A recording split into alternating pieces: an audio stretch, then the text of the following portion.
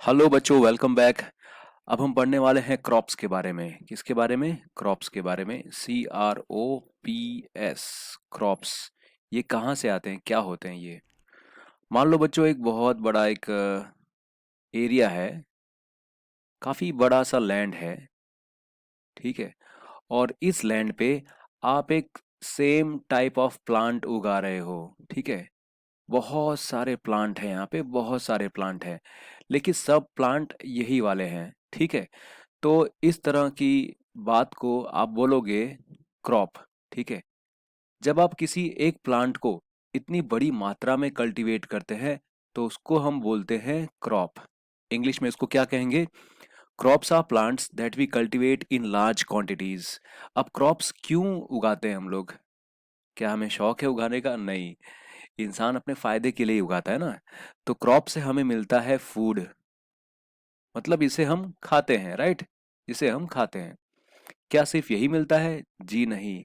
Crop से हमें मिलते हैं रॉ मटेरियल्स। रॉ मटेरियल्स मतलब कि कच्चा माल।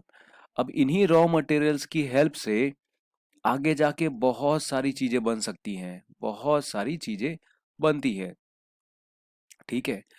जैसे हो सकता है क्लोथ बने, ठीक है। हो सकता है मेडिसिन बने उसी से। हो सकता है उससे हमें टिम्बर मिले। टिम्बर का मतलब होता है लकड़ा, ठीक है। टिम्बर का मतलब लकड़ा।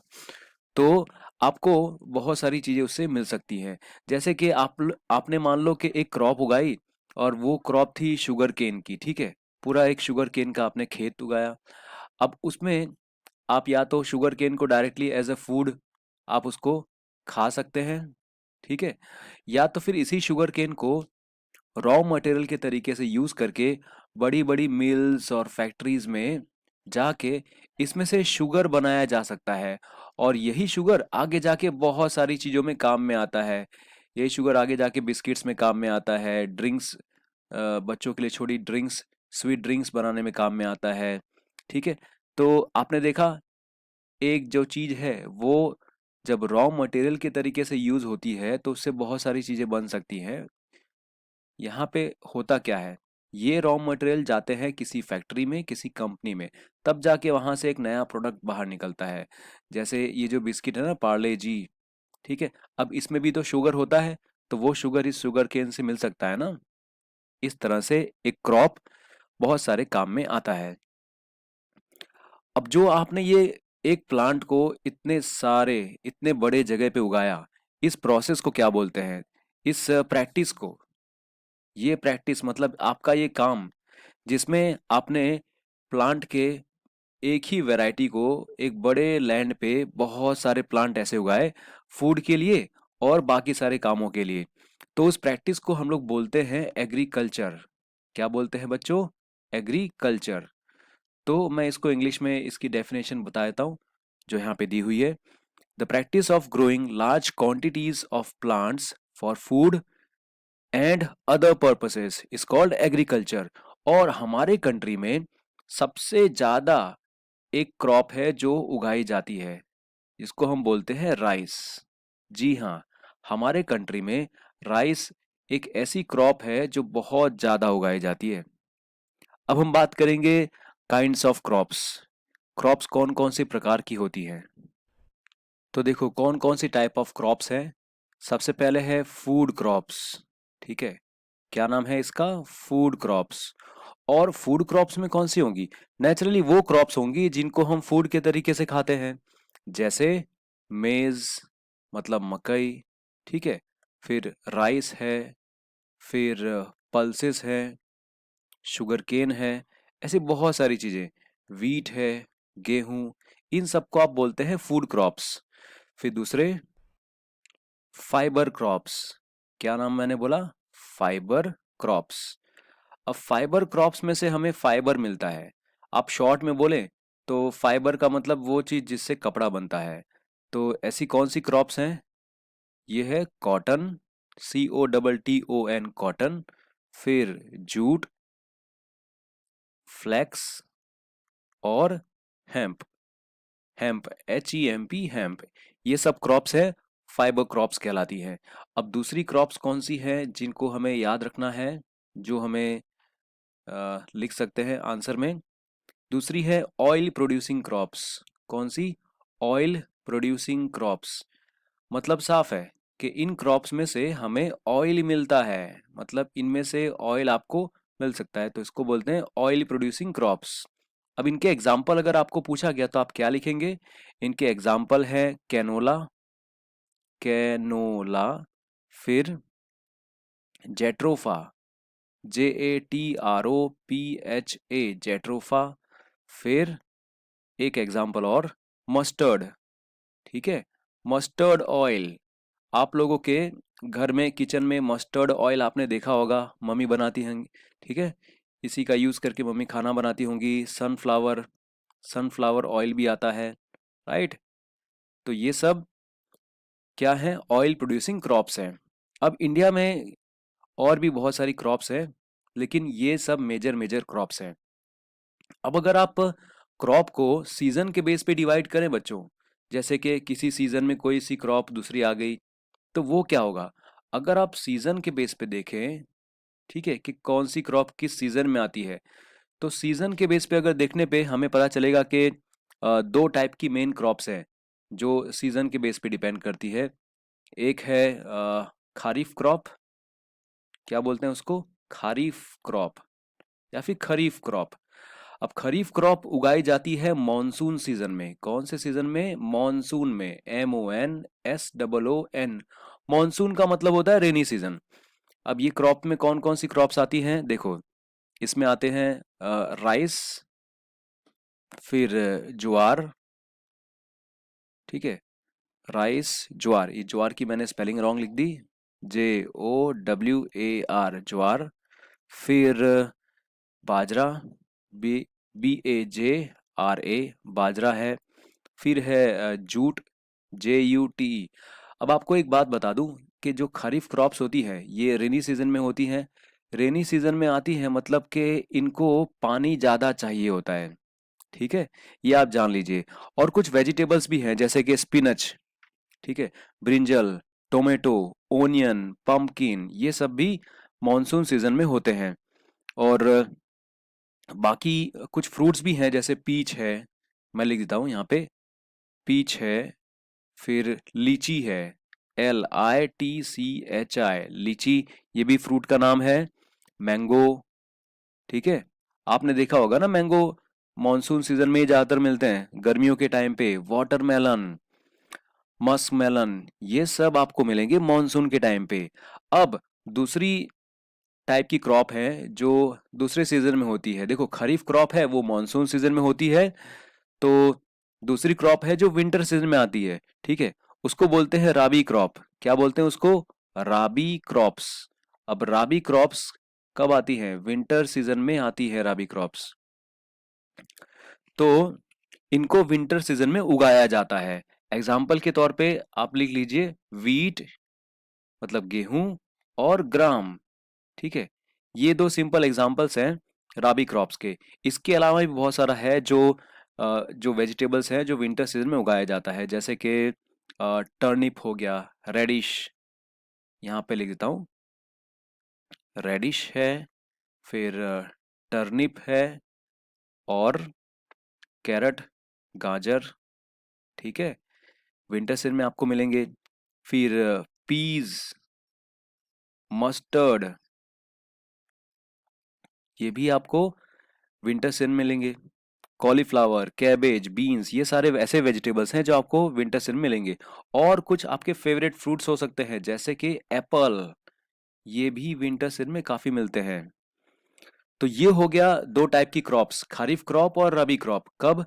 जब आपने ये देखा कि अगर मैं सीजन के बेस पे सीजन के बेस पे अगर मैं क्रॉप को डिवाइड करूं तो दो तरह की क्रॉप मिलेंगी, खरीफ क्रॉप और रबी क्रॉप। अब हम लोग आगे देखेंगे कि एक अच्छी क्रॉप उगाने के लिए आपको कौन कौन सी बातें ध्यान में रखनी चाहिए ताकि आप एक हेल्दी क्रॉप उगा सकें। तो बच्चों, अब हम डिस्कस करने वाले हैं कि हेल्दी क्रॉप्स के लिए कौन कौन सी बातें हमें ध्यान में रखनी चाहिए या फिर कौन कौन सी बातें बहुत इंपॉर्टेंट होती है। देखो, हेल्दी क्रॉप्स अगर चाहिए तो उसके लिए सबसे बेसिक चीज़ ये है, आपको पता होना चाहिए कि आप जिस तरह की क्रॉप उगाना चाहते हो वो क्रॉप किस तरह की सॉइल में उगेगी। क्योंकि अलग क्रॉप होगी, देखो जिस तरह की क्रॉप होगी उसको वैसी ही सॉइल चाहिए। मतलब different crop will need different type of soil. ठीक है। जैसे कि राइस है, तो राइस को कैसी सॉइल चाहिए?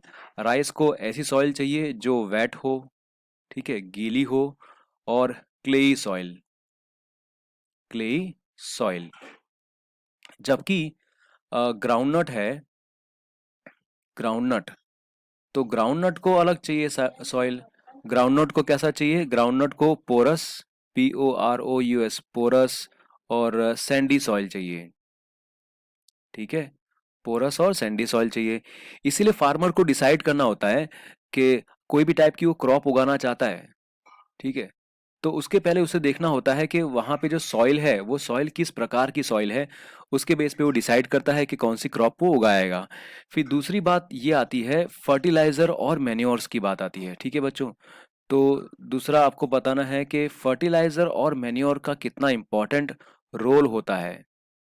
फर्टिलाइजर्स और मैन्योर्स, मैन्योर्स मतलब खाद, ठीक है, तो क्रॉप में हम लोग मैन्योर्स और फर्टिलाइजर्स डालते हैं। फर्टिलाइजर्स फैक्ट्री में बनते हैं, जबकि मैन्योर्स नेचुरली मिलता है डेड एनिमल प्लांट्स के वेस्ट से और सॉइल में से मिल जाता है। अब इनकी जरूरत क्यों पड़ती है? देखो, इनको जब हम सॉइल में डालते हैं ना,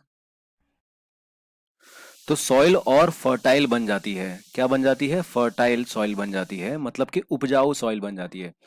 फर्टाइल सॉइल का मतलब होता है कि ऐसी सॉइल जो क्रॉप्स को अच्छे से उगने में हेल्प करती है। अब अगर यही फर्टिलाइजर और मैन्योर्स आपने बहुत ज़्यादा डाल दिया, तो वो सॉइल को नुकसान पहुंचा सकता है, इतना तो पता है हमें। और इसीलिए हमें ध्यान रखना है कि जितना भी हम फर्टिलाइजर और मैन्योर डालते हैं सॉइल के अंदर, वो प्रॉपर अमाउंट में हो, ना तो ज़्यादा ना तो कम। ठीक है, ज़्यादा हो गया तो उसको नुकसान पहुंचाएगा। दूसरी बात होती है वाटर की। आपको बहुत ध्यान रखना है कि जो भी आप क्रॉप उगा रहे हैं, उस क्रॉप के लिए जितना पानी चाहिए उतना पानी उसको आप दें। अगर उसको ज़्यादा पानी चाहिए तो ज़्यादा पानी दें, कम चाहिए तो कम दीजिए। देखो, क्रॉप को अलग अलग स्टेज पे अलग अलग टाइम पे उसको पानी की आवश्यकता होती है ताकि वो ग्रो कर सके। जैसे कि राइस है और शुगर केन है, तो ये ऐसी क्रॉप्स हैं जिनको काफ़ी पानी चाहिए होता है, इनको बहुत सारा पानी चाहिए। जबकि दूसरी जो क्रॉप्स होती हैं उनको कम पानी चाहिए होता है। तो आपको पता होना चाहिए कि कौन सी क्रॉप आप उगा रहे हैं, ताकि आप ये जान सके कि हाँ उसको कितना पानी देना पड़ेगा। दूसरी बात आती है सीड्स की, कि आप जो क्रॉप उगा रहे हैं तो उस क्रॉप के लिए कौन से सीड्स चाहिए, किस प्रकार के सीड्स चाहिए। तो जो भी आप सीड्स उगाते हैं, जो भी आप सीड्स यूज़ करते हैं, वो सीड्स मैच्योर सीड्स होने चाहिए, हेल्दी सीड्स होने चाहिए, और अच्छी क्वालिटी के सीड्स होने चाहिए। खराब सीड्स, डैमेज सीड होंगे तो उनसे क्रॉप भी खराब ही उगेगी। और इन क्रॉप्स, इन सीड्स को जब आप प्लांट करते हैं, इन सीड्स को जब आप सो करते हैं ना सॉइल में, सॉइल में जब इन सीड्स को डालते हैं, तो आप एक दूसरे के बहुत करीब मत डालिए।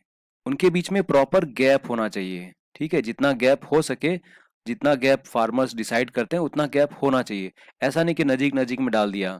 ठीक है, तो ये बात ध्यान में रखनी है। दूसरी ये कि हेल्दी क्रॉप्स के लिए आपको कभी कभी उन्हें बचाने के लिए इंसेक्टिसाइड और पेस्टिसाइड भी यूज करना पड़ेगा। क्या मैंने कहा?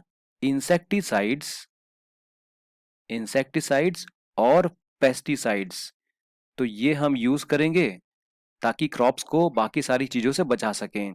कौन सी चीजें? देखो, कुछ ऐसे ऑर्गेनिज्म होते हैं, पेस्ट होते हैं जो हमारी क्रॉप को खराब कर सकते हैं।